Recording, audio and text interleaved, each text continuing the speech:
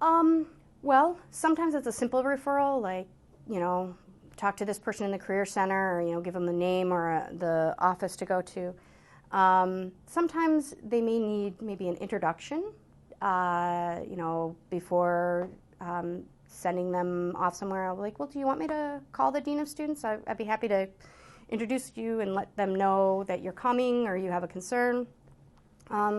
Sometimes, you know, you get up out of your chair and you walk. I have walked students to counseling services or to the Dean of Students office because, you know, it's about where the student is. So it all depends on the kind of referral that they need and how, you know, how much as an advisor you feel like you need to kind of help them get to where they need to go.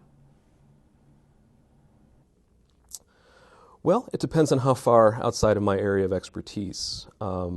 If it's something university related, through the variety of different avenues we have for getting to know one another as staff professionals and staff and faculty, I usually know a good person for them to talk to. I'll provide them with an email address, a phone number. In dire cases, say a student that's going through an obvious personal issue, they're crying in my office, they don't know what to do, they might be making statements that have me worried for their wellness or their well-being. Something like that would warrant a walk over to the Dean of Students office or university counseling. If it's really far outside my expertise about, you know, say how to get an internship in a law office, perhaps we go to the internet, just the two of us. I might try to think of lawyers in my personal network of friends that would be willing to talk to a student. It all depends on the situation. Oh, I tell them I will find someone who knows.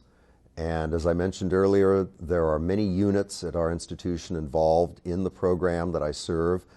If I don't know the answer, I generally know whom to contact to get the answer, or someone that I can contact who knows someone to contact to get an answer. And I try to follow up as quickly as possible because in some cases, time is of the essence. Students are waiting to make registration decisions, even decisions about job placement. So I keep pestering my colleagues until I can get an answer that's useful. So if a student asks me a question that's outside of the area of my expertise, and this definitely started when I was a new advisor and sort of learning the lay of the land, was sort of saying to the student, you know, that is a great question, but I do not know the answer to it, but I bet you I can find out someone who does. And sort of letting the student know that you're going to be a good researcher and investigator for them, and that you'll get back to them too in a timely and efficient way.